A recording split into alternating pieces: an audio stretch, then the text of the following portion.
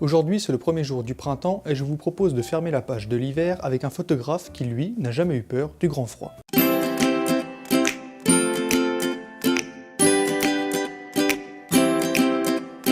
Ragnar Axelsson, surnommé Rax, est un photojournaliste né en 1958 à Kópavogur, un faubourg de Reykjavik en Islande. Son intérêt pour la photographie a commencé très tôt. Il a grandi avec la lecture des magazines tels que Life, Stern ou Paris Match, où il y trouvait des séries de photos sur la vie réelle et les situations de gens et de populations. À 10 ans, il a commencé à prendre des photos avec le Leica de son père, notamment en passant de longs moments couché sur les bords des falaises, suivant le vol des oiseaux et les prenant en photo. Il deviendra un professionnel de la photo, notamment à 18 ans quand il est engagé au Morgunblaðið, premier quotidien islandais, et se lance alors dans la photo d'actualité et de sport. S'il voyage à travers le monde dans le cadre de son activité professionnelle, c'est à l'Islande et aux confins du Groenland qu'il consacre ses explorations les plus fascinantes. Voyageant et photographiant l'Arctique depuis plus de 25 ans, son travail est un témoignage unique des modes de vie traditionnels en Islande, Groenland et îles Féroé. Sa passion pour la nature, les glaciers et les animaux est venue très tôt. L'intérêt pour les régions polaires a commencé par la lecture de livres sur l'Arctique d'explorateurs comme Knut Rasmussen,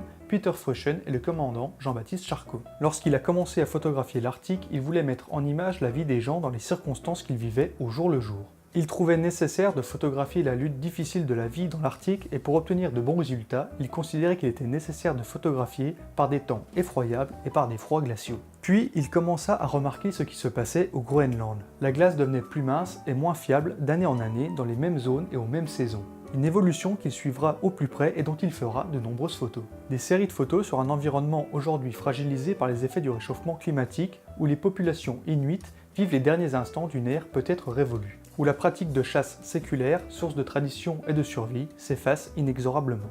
Ses expéditions et son long compagnonnage avec les habitants de ces étendues glacées dressent en filigrane le réquisitoire accablant des conséquences écologiques et humaines engendrées par la disparition accélérée de la banquise et de sa faune. La mission que le photographe s'est donnée est de fixer sur la pellicule un mode de vie peu connu, figer les choses avant qu'elles ne disparaissent totalement, et pour cela, les ressentir pleinement avant de pouvoir les restituer. Et il aura fallu une trentaine d'années à Ragnar Axelsson pour terminer ses deux livres photos sur l'Arctique, Last Day of the Arctic et Bay in the Mountain, sortis en 2013. Ces photographies en noir et blanc sont intemporelles, ouatées de silence et peuplées de solitude.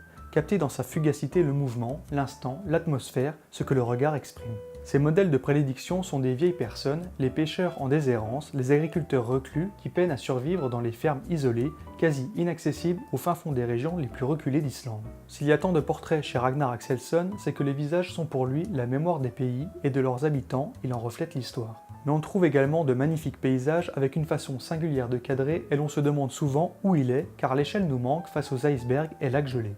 Dans des paysages que le froid semble figer en d'immobiles perspectives, il parvient par ce sens du cadrage et de sa parfaite perception de la haute lumière des zones polaires à créer une dynamique des formes et des éléments qui plonge le spectateur dans un processus d'active contemplation. Mais par-delà la force et la beauté de ces images, c'est une sorte de méditation essentielle sur les enjeux politiques, humains et environnementaux du temps présent que nous invite l'œuvre de Ragnar Axelsson. Voilà, c'est la fin de cette vidéo, merci à vous de l'avoir regardé jusqu'au bout, j'espère surtout que vous avez appris quelque chose. Si c'est le cas, pouce bleu, abonnement, partage. Je remercie bien évidemment les tipeurs de photosynthèse, faites des photos, allez voir des expos, et moi je vous dis à très bientôt.